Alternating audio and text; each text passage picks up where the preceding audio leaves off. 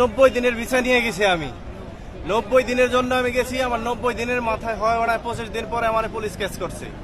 Police ধরার পরে আমাকে জানিয়ে গেছে থানাতে 27 ঘন্টা না খাওয়া। পরবর্তীতে নিয়ে গেল আজিজিয়াতে 7 দিন ওখানে থাকলাম। খাবার দেয় ওরা, না খাওয়ার মতন সিস্টেম। পরবর্তীতে নিয়ে আসলো কোথায়, সমুচি, ওখানে 10 দিন।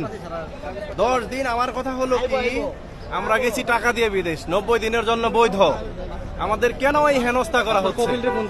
অবশ্যই কপিলে ফোন দিছি। আমাদের মামলা দিছে কি, ভিক্ষা মামলা। আচ্ছা, ছবি তুলেন, ভিক্ষার মামলা দিছে। হ্যাঁ,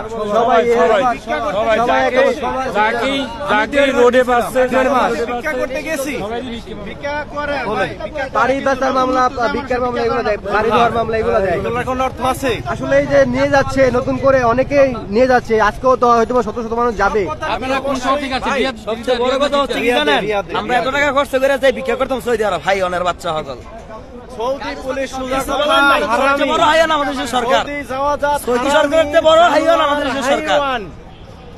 যাওয়া যাত বলতে হাইওয়ান, ওগো ইংলিশ জানা নাই, জানে শুধু আরবি, ঘরে বলে হাইওয়ান।